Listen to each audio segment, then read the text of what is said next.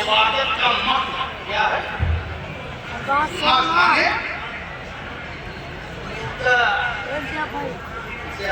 جو عبادت کا پورا ہو کتنی بڑی عبادت، یہ عبادت آپ یہ نہیں کہہ سکتے جاگے کہ پریتم شاہ سے میں نے یہ دعا مانگا.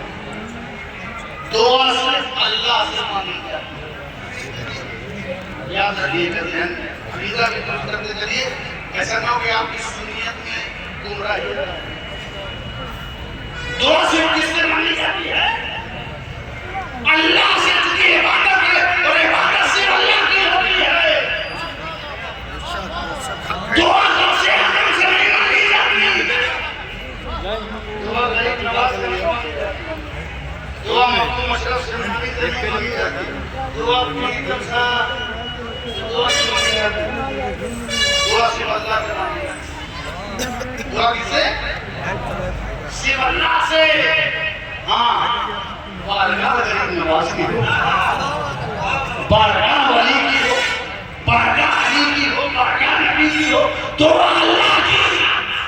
اب اللہ سے ہی مانگا جاتا ہے، ان سے نہیں مانگا جاتا. ان سے کہا جاتا ہے پریتم صاحب بابا میرے لیے یہ دعا کریے ایسا ایسا. جسے آپ زندگی میں کسی کہتے ہیں زندگی میں یہ صاحب کہیں نا حضرت میرے لیے یہ دعا کر دیجیے، میرے لیے یہ دعا کر دیجیے. اب وہی حضرت چلے گئے سفر میں تو ان سے دعا مانگ سکتے ہیں. اور جب زندگی میں ان سے اس طرح نہیں مانگا،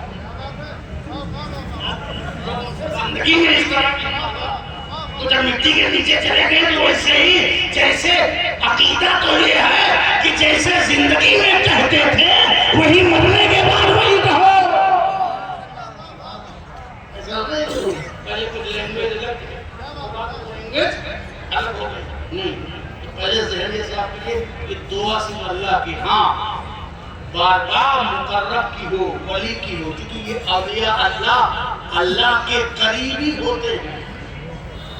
اللہ کے قریبی ہوتے ہیں.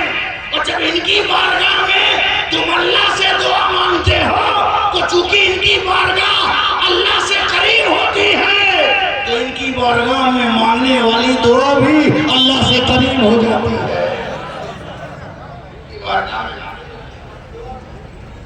اللہ سے قریب ہو جاتی ہے تو اللہ کی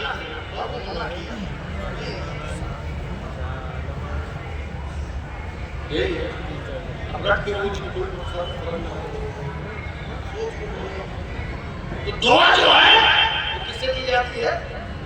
اللہ سے. بزرگوں کی بارگاہ ہوتی ہے، ان کا وسیلہ ہوتا ہے، ان کی نسبت ہوتی ہے، ان کے وسیلے کا نام ریفرنس بھی ہو سکتا ہے کہ اے اللہ فلاں کے وسیلے سے ان کے دفعہ ان کی بارگاہ کی دفعہ یا واپس نہ کہیے انہیں کی بارگاہ میں اللہ سے دعا مانگیے تو جو رحمت وہاں برس رہی ہے اس رحمت میں تمہاری دعا بھی شامل ہو جائے گی. تو دعا اللہ سے. تو دعائیں ایک تو یہ آپ نے سیکھی. دوسرا یہ کہ کبھی ہماری انڈیویجول دعاؤں میں انفرادی دعاؤں میں کبھی کوئی رہتا ہے نہیں. پرسنل تو سب اپنے ہی ہاں جو سامنے. اور بعض دعا کو ویسے ہوتے ہیں اگر سیٹ سامنے ہے، سیٹ اگر سامنے ہے تو ہمارے مدرسے کے لوگ بہت گرفتار ہیں. اگر سیٹ اگر سامنے ہے تو وہ دعا اللہ کو سنانے کے بجائے سیٹ کو سناتے ہیں. کتنی اچھی بات میں نے مانی تاکہ وہ سیٹ انگریز ہو کر کے لمبی رسید کاٹ دے. مانگ رہے ہیں اللہ سے مگر اس کا قبلہ ایسے نہیں. جو ہمیشہ عام مانگے مگر دعا اللہ سے مانگنا ہے.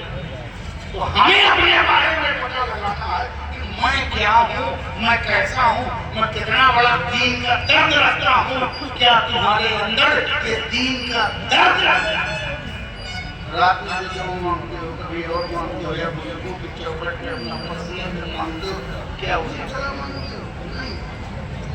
اپنے بارے میں پتہ لگاؤ کہ کبھی ایک ہماری دعائیں ہیں جو صرف ہماری ضرورت کے مطابق مانگی جاتی ہے اور میرے نبی کی دعا ہے میرے نبی کی دعا ہے جو کبھی اپنے لیے اپنے خاندان پریوار کے ان کے گروتھ اور اسٹیبلشمنٹ اور کیریئر اور ترقی کے لیے ان کے راز پاٹ اور ان کی جائیداد اور پراپرٹی بنانے کے لیے نہیں مانگا. زکات کا نظام بھی اپنے گھر والوں پہ حرام کر دیا کہ سارے امت زکات کھائے. میری نسل کے لوگ نہیں کھائیں گے تاکہ یہ لگے کہ یہ نبی کی فیملی کے لیے نہیں ہے, یہ میرے غریب امتیوں کے لیے ہے. یہ نبی اپنے لیے کچھ نہیں, میرے نبی دعا مانگ رہے ہیں. اے اللہ, نبی کی دعا, اے اللہ دونوں عمر میں سے, دونوں عمر سے, ایک عمر ابن خطاب اور ایک عمر ابن حشام جس کا نام ابو جہل ہے, ان دونوں عمر میں سے کسی ایک سے اسلام کو عزت عطا فرما, روب عطا فرما. ہمارے میرے نبی کی دعا, دعا نبی کی ہے, مگر نبی کی دعا میں بھی تو دیکھو دنیا کو نہیں کہا کہ دونوں کو, دونوں میں سے کسی احد من عمرین, کسی عمر میں سے کسی ایک سے اسلام کا روب و جلال اور عزت عطا فرما. قبول ہو گئی, قبول ہو گئی. تو قبول کیسے ہوئی؟ حضرت عمر ابن خطاب کے حق میں قبول ہو گئی, قبول. اور ابو جہل کے حق میں نہیں قبول. دونوں میں سے کسی ایک سے مانگا قبول ہوئی حضرت عمر کے لیے. کیوں؟ کیونکہ علماء فرماتے ہیں کہ عمر دشمن تھے مگر گستاخ نہیں تھے. عمر دشمن تھے مگر گستاخ نہیں تھے. ابو جہل دشمن بھی تھا اور گستاخ بھی تھا. تو دشمن کو تو ایمان کی دولت اور توبہ کی توفیق مل جاتی ہے, مگر گستاخ کو نہ ایمان ملتا ہے نہ اسے توبہ ملتی ہے.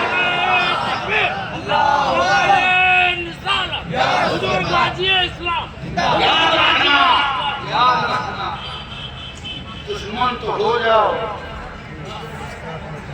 کسی کی دشمنی تو چل جائے گی مگر گستاخی نہیں چلے گی. دشمنی تو چل جائے گی مگر تعظیم کا انکار اور تعظیم یہ نہیں چلے گی. اس لیے ہمیشہ یاد رکھنا, دشمن بن جانا کبھی گستاخ نہ بننا. گستاخ سے توبہ کی توفیق بھی چھن جاتی ہے. گستاخوں کو مہلت ملتی ہے مگر عزت نہیں ملتی. گستاخوں کو مہلت ملتی ہے مگر عزت نہیں ملتی. ہو سکتا ہے گستاخ زیادہ مہلت پا کے زیادہ رہے اور عاشق تھوڑی سی مہلت مل جائے, مگر عزت عاشقوں کے حصے میں آتی ہے اور رسوائی منافقوں کے حصے میں آتی ہے. ایک اور دعا سن لیجیے, میرے نبی کی دعا, دیکھیے فوراً قبول ہو. میرے نبی نے ایک حضرت بہت مشہور واقعہ, ایک دہیہ کلبی ایک بہت ہی خوبرو انسان تھے, یہ موسٹ بیوٹیفل, اتنے خوبصورت تھے, اتنے خوبصورت تھے کہ جب وہ ایمان لے آئے تو اس کے بعد جبریل امین ہوئے.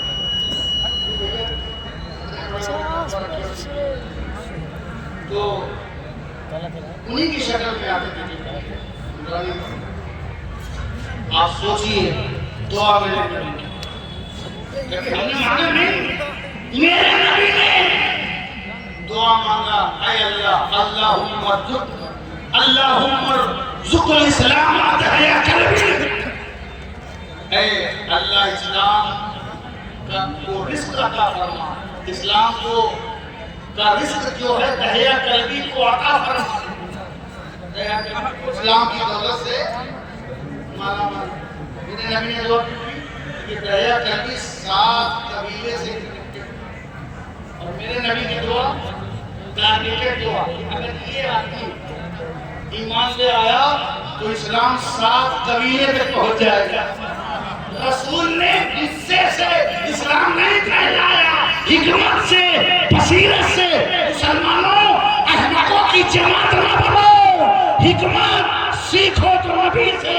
رسول فرماتے ہیں الحکمت جالت المومن، حکمت مومن کا کھویا ہوا خزانہ ہے. حکمت. اس لیے میرے نبی نے کثرت ازدواج شادی کی. جس قبیلے کے دامادوں نے وہاں اسلام پہنچا. تم یہ کیا جانا؟ تم تو ایک سب دیکھو گنتی گن رہے ہو، مگر میرے نبی کی حکمت.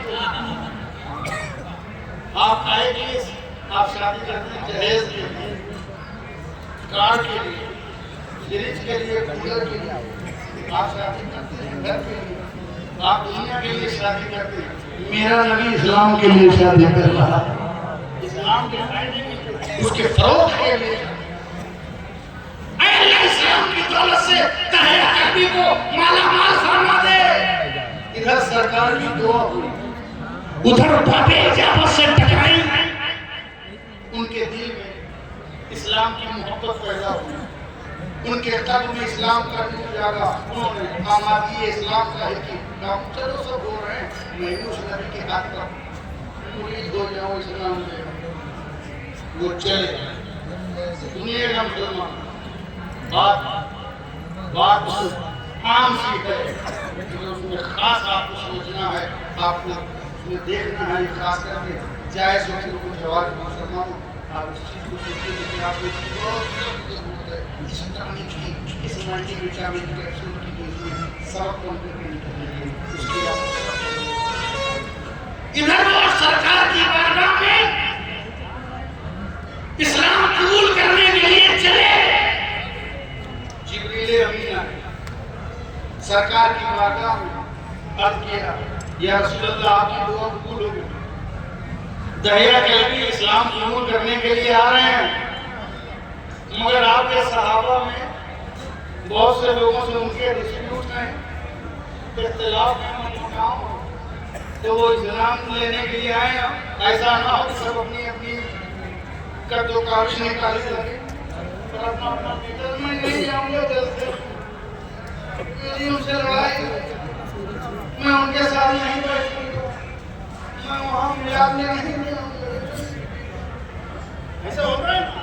تو حضرت جبریل نے سب کو کہا یا رسول اللہ اپنے صحابہ کو سمجھا دیجیے کہ اپنا مسئلہ لے کے نہ بیٹھ رہے ہیں.